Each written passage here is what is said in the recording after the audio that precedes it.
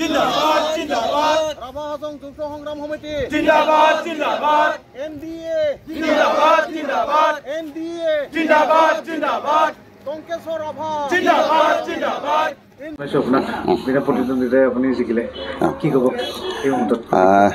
এই মুহূৰ্তটো জয় হোৱা বুলি ক'ব নোৱাৰি, কিন্তু আমাৰ নিৰ্বাচনী যুদ্ধ এখন আছিল। আমাৰ ৰাভা হাছং সাহিত্য শাখিত পৰিষদৰ নিৰ্বাচন ইতিমধ্যে অনুষ্ঠিত হৈ আছে। আমাৰ অহা 2 তাৰিখৰ দিনাখন ৰাভা হাছংবাসী ৰাইজে নিজৰ পচন্দৰ প্ৰাৰ্থীসকলক নিজৰ গণতান্ত্ৰিক অধিকাৰ অৰ্থাৎ ভোটাধিকাৰ সাব্যস্ত কৰিব।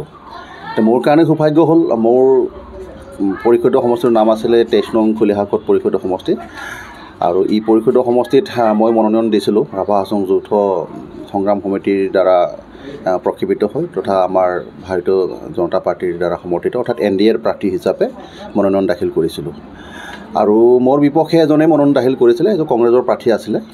কংগ্ৰেছৰ প্ৰাৰ্থীজন ইতিমধ্যে শেষৰ দিনাখন আমাৰ 19 তাৰিখে আছিলে মনোনয়ন প্ৰত্যাহাৰৰ শেষ দিন, আৰু শেষত গম পালোঁ, ইতিমধ্যে গম পাবৰ কাৰণে সক্ষম হ'লোঁ যে কংগ্ৰেছৰ প্ৰাৰ্থীজনে নিজৰ মনোনয়ন প্ৰত্যাহাৰ কৰিছে।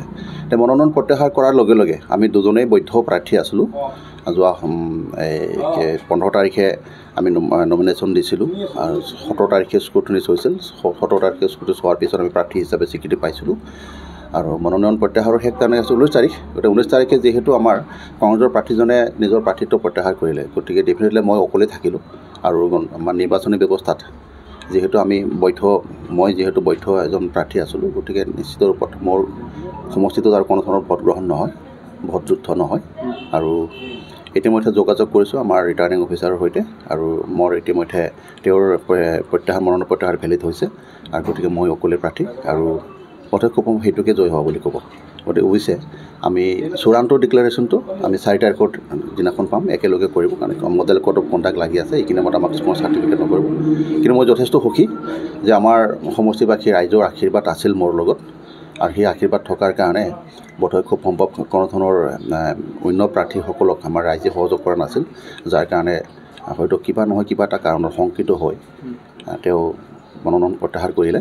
তথাপি তেখেতক বহুত বহুত ধন্যবাদ জ্ঞাপন কৰিছোঁ, মুক্তভাৱে মোক আগন্তুক 5টা বছৰৰ কাৰণে ৰাভা হাছং সাহিত্য শাখিত পৰিষদত খলিহাকত পৰিষদৰ সমষ্টিৰ পৰা প্ৰতিনিধিত্ব কৰাৰ সুযোগ দিয়াৰ কাৰণে তেখেতকো মই মোৰ ফালৰ পৰা ধন্যবাদ জ্ঞাপন কৰিছোঁ।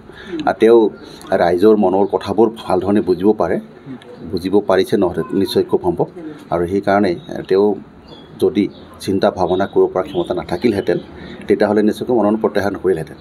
গতিকে আজিৰ তাৰিখতো কংগ্ৰেছৰ ঠিক তেনেকৈ কোনো শক্তি নাই, নিজাববীয়াকৈ কংগ্ৰেছ দলৰ শক্তি নাই। ব্যক্তি বিশেষে যদি তেওঁলোকৰ কোনোবা ভাল ব্যক্তি তেওঁলোকৰ প্ৰাৰ্থী হৈ পেলাই ৰাইজৰ কাষলৈ যায়, ব্যক্তি বিশেষৰ মানে ব্যক্তি বিশেষৰ জগত বা ব্যক্তি বিশেষৰ বিশেষ প্ৰভাৱত কোনোবা হয়তো নিৰ্বাচিত হ'ব পাৰে। কিন্তু আজিৰ তাৰিখত যিসকলে কংগ্ৰেছৰ প্ৰাৰ্থী হিচাপে হৈছে, আটাইতকৈ শক্তিশালী প্ৰাৰ্থী মোৰ বিপক্ষে থকা ফকলাল ৰাভাই আছিলে, অৰ্থাৎ খলিহাকত পৰিষদৰ সমষ্টিৰ প্ৰাৰ্থীজনে আটাইতকৈ বেছি শক্তিশালী প্ৰাৰ্থী আছিল। কিছু হ'লেও 2-4জন মানুহৰ সৈতে সম্পৰ্ক থকা আছিলে, কিন্তু সেইজন প্ৰাৰ্থীয়েই মনোনয়ন প্ৰত্যাহাৰ কৰিলে। গতিকে কংগ্ৰেছৰ কোনো ভৱিষ্যতে এতিয়া নাই, কংগ্ৰেছে ক'তো জিকিব নোৱাৰিব, সেইখিনি একদম ক্লিয়াৰ হৈ গ'ল। এটা ক্লিন চিট ৰাভা হাছং সাহিত্য শাখিত পৰিষদৰ আগন্তুক নিৰ্বাচনত আমাৰ যি এনডিএৰ প্ৰাৰ্থীসকল আছে সম্পূৰ্ণভাৱে একদম ক্লিন চিট লৈ জিকিব, আৰু বিপুল ভোটত জিকিব, সেই আশাখিনি মই কৰিছোঁ। গতিকে মই সমষ্টিবাসী ৰাইজক ধন্যবাদ জ্ঞাপন কৰিছোঁ, লগতে প্ৰত্যাহাৰ কৰা কংগ্ৰেছৰ প্ৰাৰ্থীজনকো মোৰ ফালৰ পৰা বহুত বহুত ধন্যবাদ জ্ঞাপন কৰিছোঁ।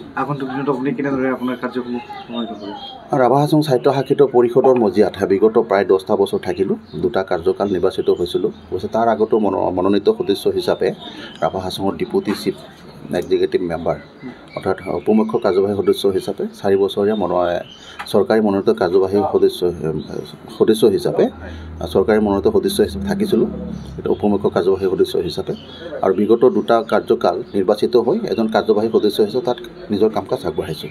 তো আগন্তুক দিনবিলাকতো ৰাভা হাছঙৰ মজিয়াত যি দায়িত্ব পাওঁ, সেই দায়িত্বখিনি সম্পূৰ্ণ ৰাইজৰ প্ৰতি দৃষ্টিগোচৰ কৰিয়েই, ৰাইজৰ প্ৰতি লক্ষ্য ৰাখি, ৰাইজৰ মংগলক লক্ষ্য কৰিয়েই তেনেকুৱা এটা উদ্দেশ্য লৈয়ে যাতে জাতি বৰ্ণ ধৰ্ম নিৰ্বিশেষে মানুহৰ মাজত কোনো শংকা হ'ব নোৱাৰে, আশংকা হ'ব নোৱাৰে। মোৰ কৰ্মকাজৰ জৰিয়তে মানুহৰ মনত যাতে কোনো দুচিন্তা আহিব নোৱাৰে বা বিভাজনমুখী চিন্তা আহিব নোৱাৰে বা তেখেতে মানে জাতি প্ৰেম বা জাতি বিদ্বেষী কিবা কাম কৰিছে নেকি তেনেকুৱা ধৰণৰ কোনো ধৰণৰ কথা আহিব নোৱাৰে। ঠিক তেনেকুৱা এটা লক্ষ্য লৈ তেনেকুৱা এটা আদৰ্শ লৈ মই নিজৰ কাম কাজবিলাক আগবঢ়াই যাম।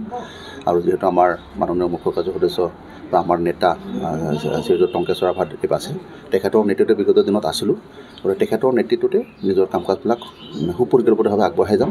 অভাৱ অভিযোগৰ পৰা আৰম্ভ কৰি যিকোনো কথা তেখেতৰ লগতে সদায় পাতোঁ, আজিও পাতিছোঁ, কালিও পাতিম। আৰু আটাইতকৈ ভাল লাগিল এতিয়া যিহেতু আমি আমাৰ প্ৰত্যক্ষভাৱে আমাৰ অসমৰ যশস্বী মুখ্যমন্ত্ৰী বলিষ্ঠ নেতা ডক্টৰ হিমন্ত বিশ্ব শৰ্মা মহোদয়ক আমি নেতা হিচাপে পাবৰ কাৰণে সক্ষম হ'লোঁ এইবাৰ প্ৰত্যক্ষভাৱে, কাৰণ আমি NDAৰ প্ৰাৰ্থী। গতিকে আমাৰ ডক্টৰ হিমন্ত বিশ্ব শৰ্মা মহোদয় আমাৰ সন্মানীয় মুখ্যমন্ত্ৰী তেখেতৰ আদৰ্শকো সাৰোগত কৰি নিজৰ কাম কাজবিলাক আগবঢ়াই লৈ থাকিম।